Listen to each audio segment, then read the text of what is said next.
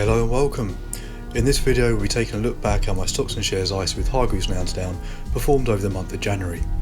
I will also be looking at what income I got from my £50,000 worth of premium bonds, so be sure to stick about for that.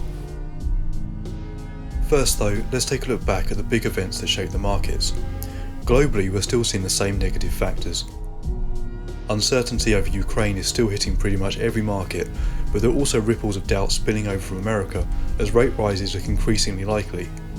In the UK, we did just see a rate rise, although only a small one, a good indication that the UK outlook isn't quite as bad as once feared, but it still doesn't look good, with the IMF expecting it to be the only major economy to shrink in 2023. And this was after a lot of major retailers reported some good numbers in January.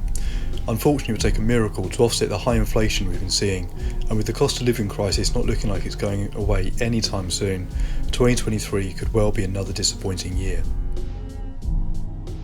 Over the last month, emerging markets were a mixed bag, with most Asian markets performing poorly, but Latin American markets performing surprisingly well. I was feeling a little optimistic about emerging markets at the start of January, but I'll go into that in a bit. Let's start taking a deeper look at my portfolio. I'll start with income, or lack of it. I got a whopping 33p in loyalty bonuses and received no dividends in January, so my aim for £10 a month this year isn't off to a great start. A bit more of a fizzle than a bang.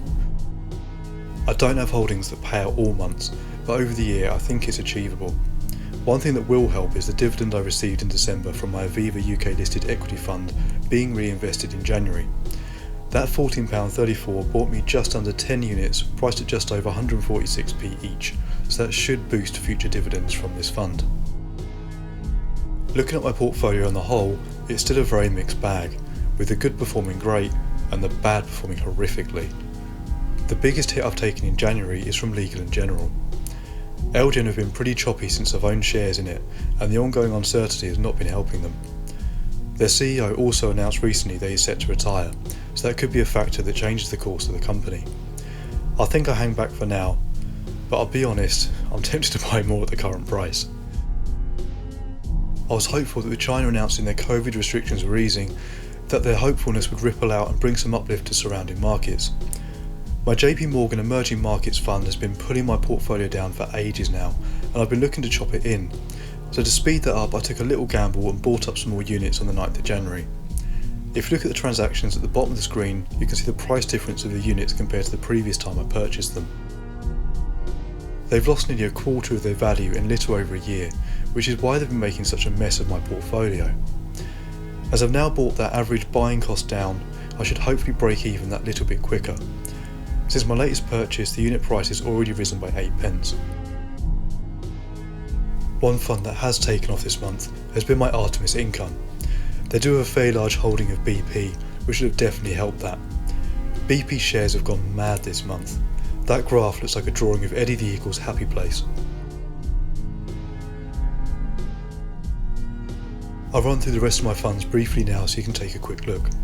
I do normally go into more detail on my monthly updates, but to be honest, I'm not sure how much longer my voice is going to last, so I'm sorry this is a short one this month. Thank you for bearing with me though.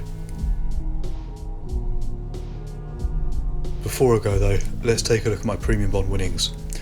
I currently hold the full allocation of £50,000 worth of premium bonds. If that 50 grand was in the best paying easy access savings account, which is currently around the 3% interest mark, I'll be receiving £125 a month from that interest. So let's see if I can beat that with my premium bonds. And for once I have, and by a decent margin as well. With the base rate rising though, it'll be interesting to see if the premium bonds can still keep up. That's it for today. I'm off to guzzle a litre of bee juice. Don't forget to leave a like and subscribe for future content. Hope to see you again soon. Peace.